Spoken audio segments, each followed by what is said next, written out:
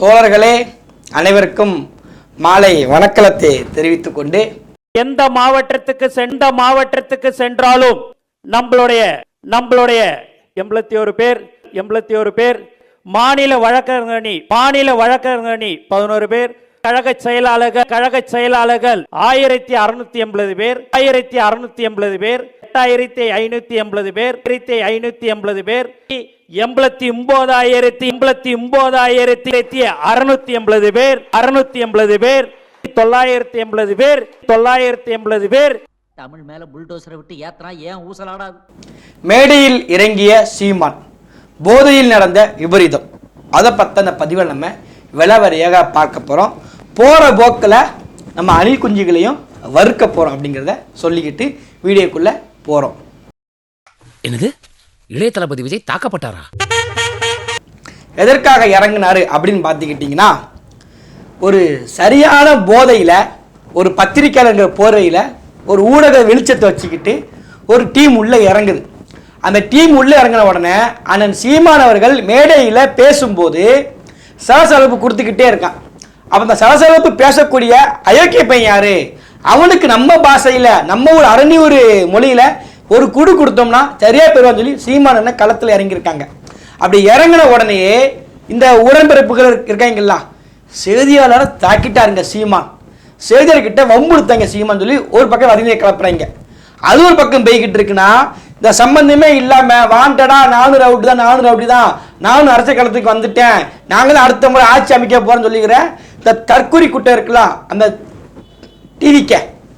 டிவிக்க கூட்டமும் பாருங்க, தளபதி ரசிகர் ஒருத்தர் கீழே வந்து கேள்வி கேட்டாருங்க.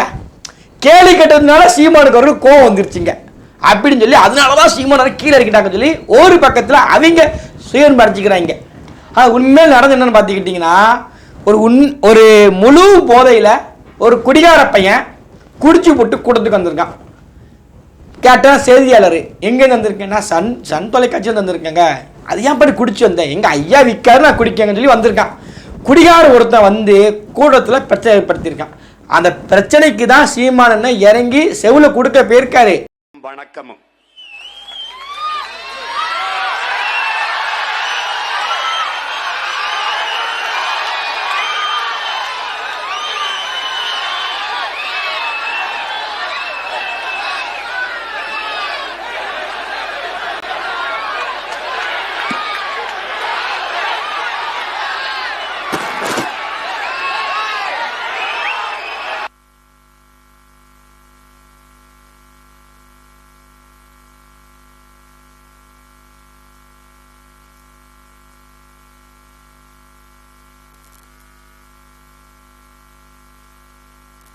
ஆனால் அந்த குடிகாரனை காப்பாற்றி நம்ம பாதுகாப்பு படை வீரர்கள் கூட்டி போயிட்டாங்க.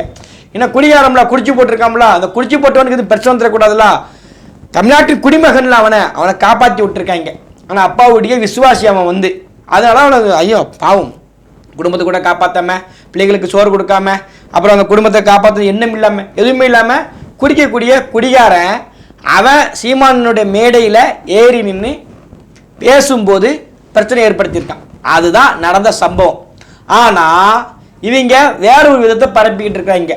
ஆனால் உண்மையிலேயே நேற்றைய தினத்தில் நடந்த கூட்டம் இருக்கு தெரியுமா, இந்த கூட்டத்தை பற்றி எந்த பேசுகிறாங்க தெரியுமா? செய்தியாளர் தாக்கிட்டார் சீமான், எங்கள் அணிகள் தாக்கிட்டார் சீமான் பேசுகிறாங்க. இந்த திமுக, இந்த டிவிகே, இந்த 2 டிவிகேயும் இந்த திமுகவும் நேற்று நடந்த கூட்டத்தினுடைய தலைப்பு இருக்கு தெரியுமா, கோனேரி கோட்டைன்னு சொல்லி. அந்த தலைப்பை விஜயோ இல்லை இந்த ஸ்டாலினோ 2 பேருமே பார்க்காம ஒரு முறை பேசி காமிச்சிருக்கோம். நீங்கள் நாங்கள் ஒத்துக்கிறோம், நீங்களும் அரசியல் கற்றுக்கிட்டீங்க, நீங்கள் அரசியல் பேச லைக்காக நாங்கள் ஒத்துக்கிறோம். நேற்று நடந்தது வரலாற்று சிறப்பு மிக்க ஒரு கூட்டம். நம்மளுடைய வரலாறை வடக்குள்ளவன் திருடிட்டு இருக்கான். இதை இன்னைக்கு பேசக்கூடியது ஆளுங்கட்சி திமுக பேசியிருக்கணும். ஆனால் அது திமுக பேச வக்கு கிடையாது. நாம் தமிழர் கட்சி தன்னுடைய பண்பாட்டை மீட்கணும், நம்ம கலாச்சாரத்தை மீட்கணும், நம்மளுடைய முன்னோர்களை போற்றி பெருமைப்படுத்தணுக்காண்டி நாம் தமிழர் கட்சி முன்னிருந்து தமிழ் இனத்துக்காக இருக்கக்கூடிய கட்சி நாம் தமிழர் கட்சி. அந்த கட்சி பேசிக்கிட்டு இருக்கு. அந்த கட்சி பேசக்கூடிய அரசியல் நீங்க பேச வேண்டாம், அந்த கட்சி வச்சிருக்கக்கூடிய தலைப்பையாவது நீங்க பார்க்காம சொல்லுங்க ஒரு முறை. நாங்கள் அதான் உங்களுக்கு கொடுக்க பெரிய சவாலே.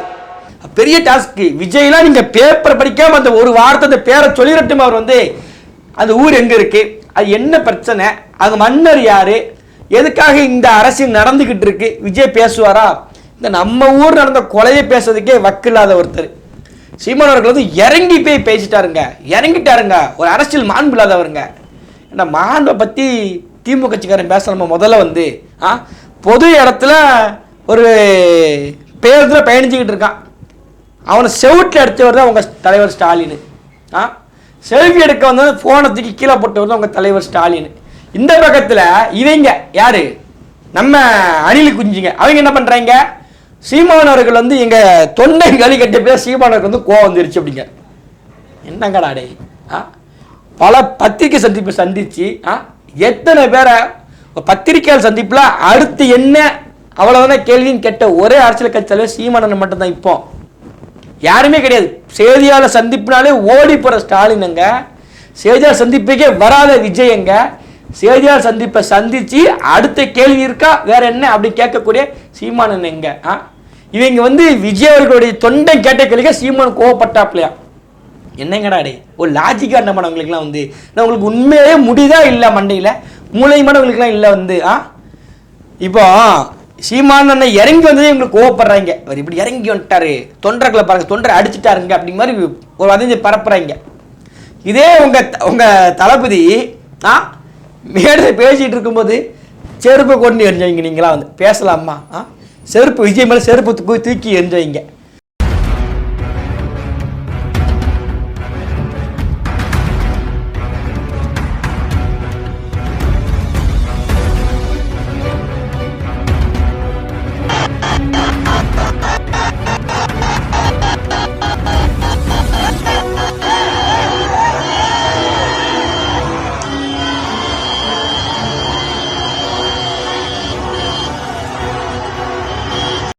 துண்டு தூக்கி தூக்கி தூக்கி தூக்கி இந்த மாநாட்டப்போ தூக்கி தூக்கி தூக்கி துண்டை தூக்கி எரிஞ்சு வைங்க.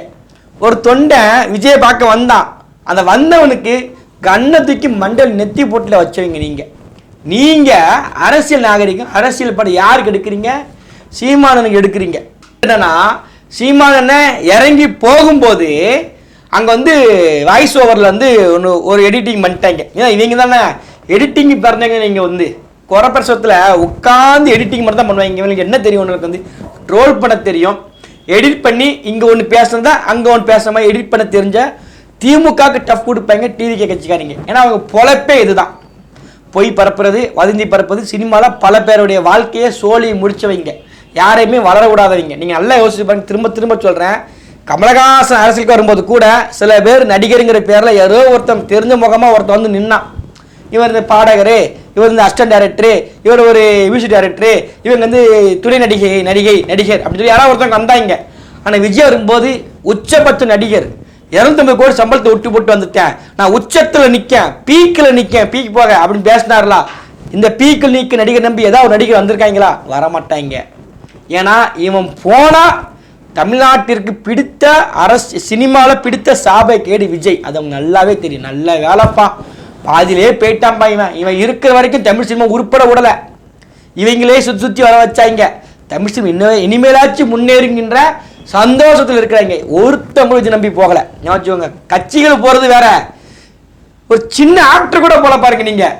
ஏன்னா விஜய் வந்து விஜய் தொட்டது எதுவுமே விளங்காது. அது கூட போனாலும் விளங்காது, அது தொட்டதும் விளங்காதுங்க. அங்கே இருக்கிறவங்க நல்லாவே தெரியும். விஜய் நம்பி யாருமே வரல. இப்போ எடிட்டிங் உள்ள வந்து நிற்கிறாங்க. அங்கே எடிட் பண்ணவங்க, அங்கே நிறைய பேர் வாழ்க்கையை கெடுத்தவங்க இப்போ அரசியல் காலத்தில் வந்து என்ன பண்ணுறாங்கன்னா லைவ் ஓடிக்கிட்டு இருக்குங்க. இந்த லைவ் ஓடக்கூடிய வீடியோவில் சீமானவர்கள் வந்து டப் பண்ணி பேசுகிறான். வீட்டிலே பேசி வச்சுட்டாராம், இங்கே வந்து வாய்ஸ் ஓவர் கொடுக்குறாராம். ஏடா இவங்களை வந்து என்ன சொல்லுதுடா, அதுக்குத்தான் தளபதி தெளிவாக சொன்னார். இந்த மாநாட்டில் சொல்கிறார், உங்கள் தலைவர் சொல்கிறார், என்ன சொல்கிறாரு, பள்ளி குழந்தைகள் பள்ளி மாணவர்கள் கூட்டத்துக்கு வராதிங்க, படிக்க போங்கடா, தயவு செய்து படிங்கடா. நாட்டில் என்னென்ன அரசியல் நடந்துக்கிட்டு இருக்கு, செய்தியாளர் சந்திப்பில் நேருக்கு நேராக பை டு பை 1 to 1 பேசி முடிக்கக்கூடிய ஒருத்தர் சீமான் அண்ணன். இந்த சீமான் அண்ணன்ட்ட நீங்கள் என்ன தலைப்பில் கேட்டாலும் சரியான பதிலை சரியான முறையில் தெளிவான முறையில் சொல்லுவாங்க. நீங்கள் எந்த அரசியலை பற்றி நீங்கள் கேள்வி கேட்கலாம். அப்படி பேசக்கூடிய ஒருத்தர் மேடையில் டப்பிங் கொடுக்குறாராம்மா, வீட்டிலே பேசிட்டு வந்துட்டாராம்மா. அயோக்கிய பயிலுங்க. இது ஏதாவது பரப்பலாண்டா, ஒரு ஒரு 1-2 பாம்பை பசுவா மாற்றணும், பசுவை பாம்பா மாற்றணும் சொல்லி கேள்விப்பட்டிருப்போம். இவங்க ஒத்த பேருக்கு அரிசி கூட இல்லை, முழு பூசணிக்காய் நான் மறைக்க மாறேங்க சொல்லி மறைக்க பார்க்குறாங்க பைத்தியக்காரங்க. அரிசிக்குள்ளே மறைச்சா கூட பரவாயில்ல, எதுவுமே இல்லாமல் நாங்கள் பாருங்கள் எப்படி உருவாக்குற பாருங்க. உன் பேச்சை எடிட் பண்ணுறத அந்த தற்கொலை இந்த இருக்கு பாரு, உன் மூளை இங்கே இருக்கு, மூளை இருக்கலாம், மூளை மூளை மூளை மூளை மூளைங்கிறது ஒன்றுமே இல்லாத தற்கூரி ரசிகர்கள் தான் புரியும். அவன் தான் இதை பரப்புவான். ஆமாம் ஆமாம் பாருங்க, சீமானுக்கு ஐஸ் ரெக்கார்டை போட்டு பேசுறாருங்க, அது அவங்களுக்கும் தெரியும் இது வதந்தி தான் அப்படின்னு. ஆனாலும் பாருங்க வியூஸ் வரணும், லைக் வேணும்ல. பாருங்க என் வீட்டு 50 லைக்குங்க இன்னைக்கு அதிக லைக் கேட்டேங்க, சந்தோஷப்படக்கூடியவங்க. இவ்வளோ தான் இந்த டிவிக்கனுடைய ஒட்டுமொத்த அரசியலை. எதுக்கு அரசியலுக்கு வந்திருக்கோம், என்ன பேச போகிறோம், யாரை பற்றி பேச போகிறோம், எதுக்கு பேச போகிறோம் எதுவுமே தெரியாமல் இந்த டிவிக்க தளபதி இதை தவிர இவங்களுக்கு ஒன்றுமே தெரியாது. ஆனால் ஒட்டு மொத்தத்தில் இந்த ஒரே நேரத்தை அடித்த ஒரே சாட்டு, ஒரு பக்கத்தில் ஊடக போருங்கிற பேரில் வரக்கூடிய போலி பிம்பத்தை அண்ணன் ஒதுக்கியிருக்காரு, தமிழருடைய வரலாற்று பூர்வமான சிறப்பையும் நிலைநாட்டியிருக்காரு, இந்த அணில் குஞ்சிலையும் கதற விட்டுருக்காரு. ஒரே கல்லில் 2 மாங்காய் கேள்விப்பட்டிருப்போம். சீமானனை ட்ரிபிள் அடிஸ்டாப்பில் 3 மாங்காய் அடிச்சிருக்காரு. திமுகவுக்கு ஒரு பக்கம் சங்கிகளுக்கு ஒரு பக்கம், இந்த பக்கம் டிவிக்கு ஒரு பக்கம் கதற விட்டுருக்காரு. கதறிக்கிட்டே இருங்க, நீங்கள் தான் கதறிக்கிட்டு இருக்கிறீங்க. சீமானவர்களை பற்றி விஜய் கண்டுக்கிடவே இல்லைங்க. விஜய் யாருமே கண்டுக்கிட மாட்டாருங்க, அவங்க அப்பாவே கண்டுக்கலங்க. அவரு அப்பாவை கண்டுக்கல, அம்மாவை கண்டுக்கல, பெத்த கட்டின மனைவியை கண்டுக்கல, பெத்த பிள்ளையை கண்டுக்க மாட்டாரு. இந்த தொண்டர்கள் கூமுட்டை இருக்காங்களே, இந்த கூமுட்டையும் கண்டுக்க மாட்டாரு. அவர் யாரே கண்டுக்க மாட்டாரு. அவருக்கு தேவை, அவருக்கு ஒன்று தேவைப்படுது, அவர் அதை நோக்கி பேய்கிட்டு இருக்காரு, அவ்வளோதான். மற்றபடி தளபதி அவர் ஒரு மாதிரி ஒரு ஆள். 26க்கு அப்புறம் உங்களுக்கே புரிஞ்சிடும், ஆகா இது சரியான பைத்தியம் இல்லை, சரியாகாத பைத்தியம் அப்படிங்கிறது. நன்றி.